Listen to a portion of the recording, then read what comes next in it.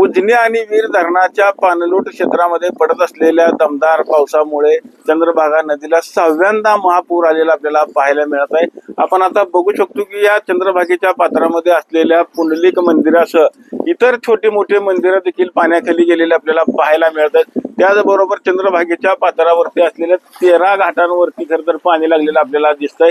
त्याचबरोबर आपण बघू शकतो की नदीच्या पलीकडे जर बघितलं तर इस्कॉनने देखील मोठा घाट खरं तर भाविकांकरता बांधला होता।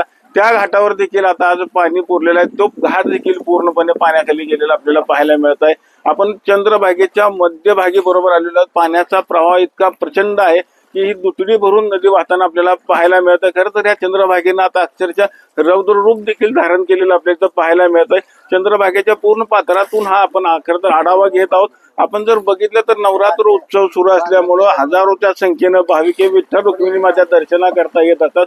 आलेला प्रत्येक भाविक हा करता चंद्रभागेचं स्नान करत असतो। मात्र इथं आपत्ती व्यवस्थापनाचा बोजवारा उडलेला आपल्याला पाहायला मिळतं। आपत्ती व्यवस्थापनाची कुठलीही व्यवस्था करत इथं या चंद्रभागेच्या काठ आपल्याला पाहायला मिळतात। भाविक चक्क हे वाढत्या पाण्यामध्ये करता स्नान करत आहेत। कोणतीही जरी मोठी दुर्घटना घडली तर याला आता प्रशासनच जबाबदार असेल अशी खरं तर नागरिकांकडून बोललं जात आहे। एकंदरीत जर आपण बघितलं तर चंद्रभागेच्या पाण्याची पातळी ही प्रचंड अशी वाढताना आपल्याला पाहायला मिळत आहे। आषाढी यात्रा झाल्यानंतर जवळपास 6व्यांदा खरं तर एवढा मोठ्या प्रमाणामध्ये खरं तर या चंद्रभागेच्या पात्रात पाणी आलेलं आपल्याला पाहायला मिळत आहे। त्यातच आज पुणे जिल्ह्याला खरं तर रेड अलर्ट जारी केला असल्यामुळे पुणे जिल्ह्यामध्ये जर आज मोठ्या प्रमाणात पाऊस झाला तर ते पाणी त्याची जी आवक आहे उजनी धरणामध्ये येणार। उजनी धरणातून पुन्हा आज संध्याकाळपर्यंत पाणी सोडण्याची शक्यता वर्तवली जाते। त्यामुळे नदीकाठच्या लोकांना आता पूर्णपणे सतर्कतेचा इशारा दिलेला आपल्याला पाहायला मिळत आहे।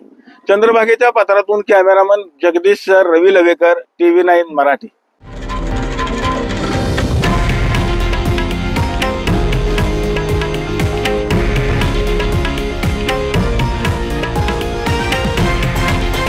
हे आहे देशातील नंबर 1 न्यूज नेटवर्क आणि आपण पाहत आहात TV9 मराठी, एकमेव।